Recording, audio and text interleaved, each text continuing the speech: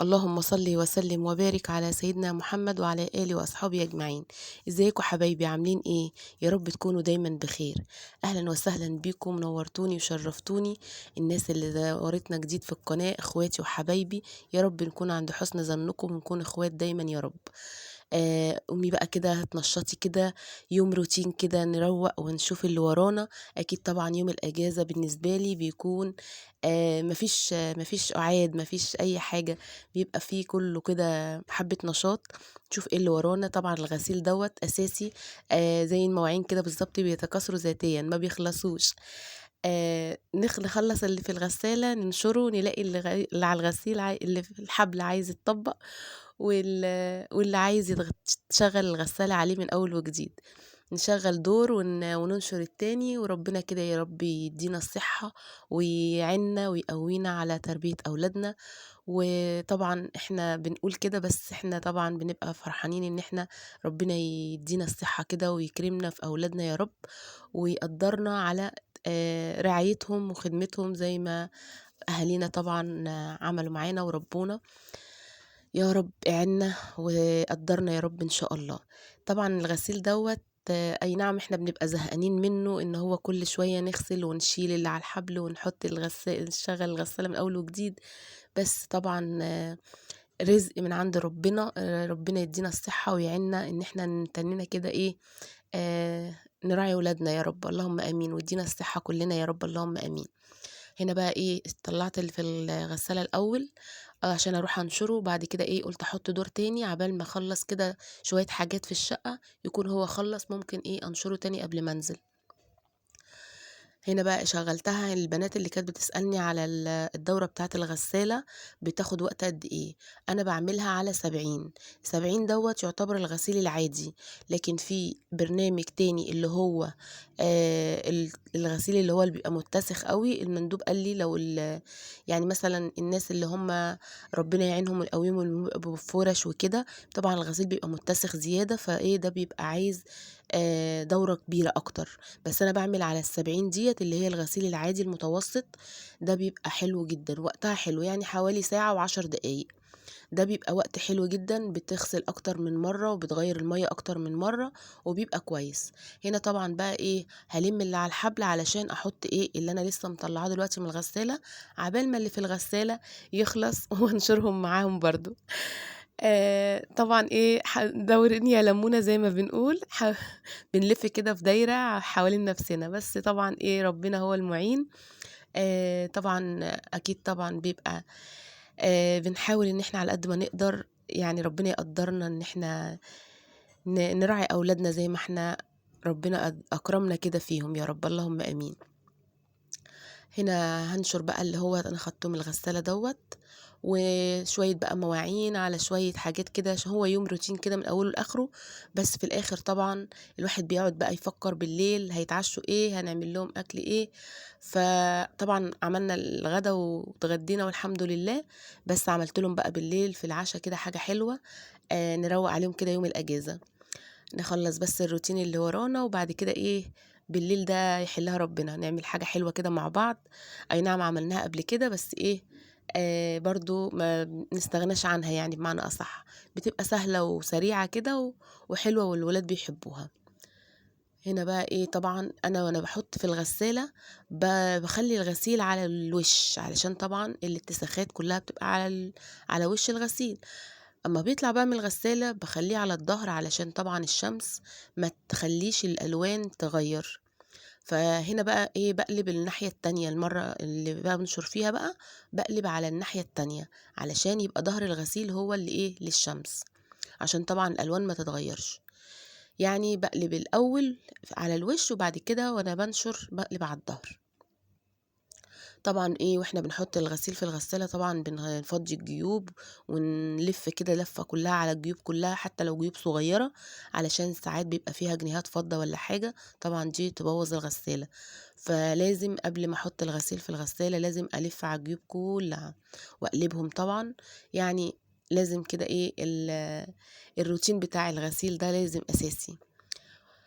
ربنا يا رب يخليهم لنا ويبارك لنا فيهم، ويقدرنا على تربيتهم ورعايتهم يا رب، اللهم امين. يا رب أهلًا وسهلًا بالناس اللي نوروني وشرفوني، يا رب نكون عند حسن ظنكم، وما تنسوش بقى اللايك والكومنت الحلو كده وتقولوا لي رأيكم.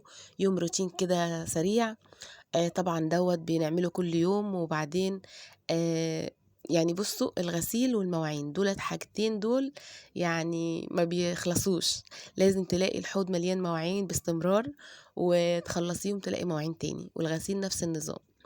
نخلّص ده نخلّص اللي هننشره ده عقبال ما في الغسالة يكون خلص.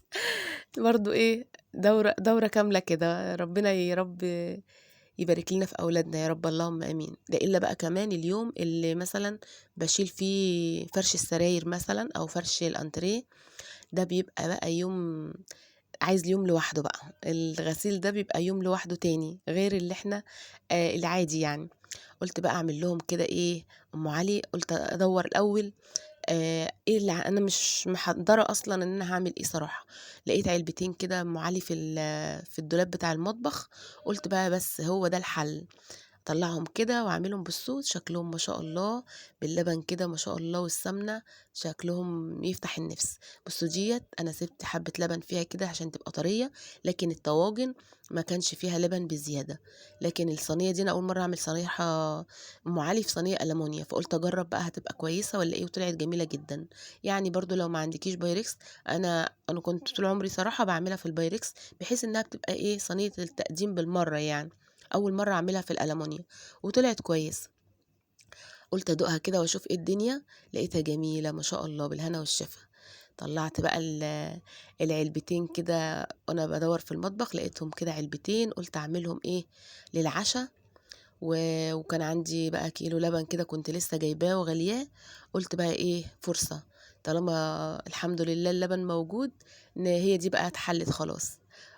بدل ما نحتار في العشا لسه هنعمل إيه وكده ومش عارفة إيه، دي سريعة على طول، ما بتاخدش في إيدينا حوالي 10 دقايق طالما اللبن متجهّز ومغلي، فما باغيبش فيها على طول. بُصّوا بقى كسّرتها كده شوية وعملت بقى اللي هو البودر اللي بيبقى مع العلبة. طبعًا أنا قُلت لكم قبل كده إن بيبقى دي أم علي من مايوي، تمام، دي بالقشطة. بيبقى معاها كيس كده بودر زي الكريم شانتيه، ده بنحط معاه كوباية لبن وبنضربهم كويس جدًا بالمضرب علشان يدّينا إيه، زي الكريم شانتيه كده بس بيكون سايل شوية وخفيف شوية. يعني عشان أنا بازوّد ممكن شوية لبن شوية، يعني بازوّده شوية، ممكن أو هو أصلًا مش سميك يعني زي الكريم شانتيه، لإن هو المفروض يتفرد فوق وش الصينية. كسّرتها بقى وحطيت فوقها اللبن وسقيت بقى. بُصّوا أنا هاحط السكر طبعًا مع اللبن وادوّبه جدًا، ادوّبه يعني كويس جدًا علشان ما اقعدش بقى إيه أقلّب في الصينية نفسها. أنا هاحط السكر مع اللبن واقلّبه، وبعدين أضيف اللبن على عجينة المايفيه طبعًا بتاعة أم علي. هنا بُصّوا أقلّبه كويس أوي علشان يبقى متوزّع على الكمية كلّها.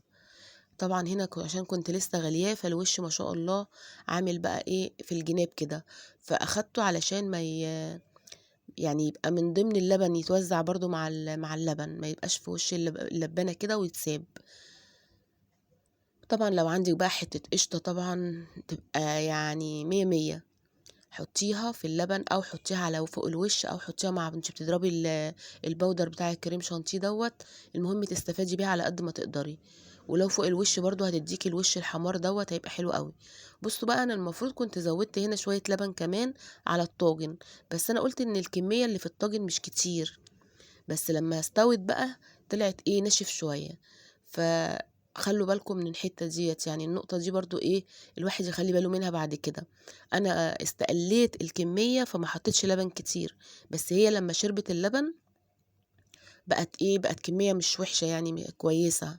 كانت عايزة بقى لبن بزيادة علشان تبقى طرية، بس كويسة يعني مش وحشة، بس كانت هتبقى أحلى لو اللبن إيه، كنت زوّدت شوية.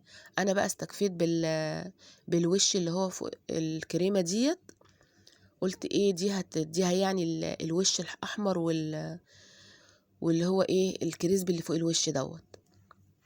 هنا بقى هاوزّع كده الكريمة ديّة على الكمية كلّها على ال3 طواجن دول، وال والطبق التاني أو العلبة التانية هو اللي هاحطه فوق الصينية، لإن أنا كنت عاملة علبتين.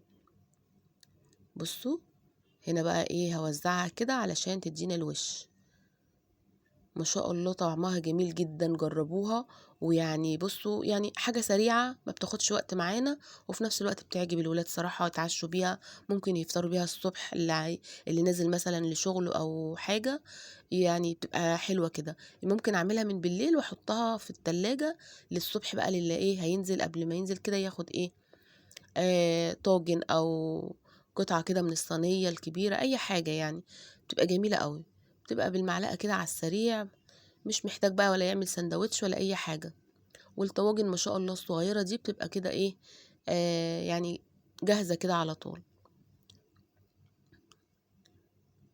لو وصلت بقى معايا لحد هنا، ما تنسيش اللايك والكومنت الحلو وتقولي رأيك كده.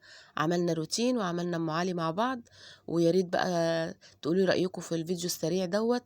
قلت اصبح وامسي عليكم كده اصبح وامسي على حسب ما انت بتشوفي الفيديو. عشان انتوا وحشتوني، وقلت ايه اسلم عليكم كده، عشان بقالي كتير ما تواصلتش معاكم. بصوا شكله ما شاء الله والهنا والشفا، وبيبقى شكله حلو كده لما بيطلع برضو من الفرن. الوش ده بيبقى جميل قوي. حاجة سريعة كده ما بتاخدش وقت، وبتبقى حلوة كده تقضي الغرض يعني في العشاء بالليل. بصوا اهو ما طلع اهوت زي ما قلت لكم كده. المفروض ان انا كنت زودت لبن شويه علشان ما يبقاش الوش مثلا كده، بس هو طعمه جميل. دي بقى الصينيه اللي هي فيها لبن ما شاء الله بزياده، طريه وحلوه جدا. الف هنا وشفا لكل اللي كل منها. ايه رايكم؟ حاجه سريعه وما خدتش معانا وقت على طول، وبقت جاهزه في وقت صغير. يا رب فيديو النهارده يكون عجبكم، وما تنسوش بقى اللايك والكومنت الحلو كده وتقولي رايكم. والسلام عليكم ورحمه الله وبركاته.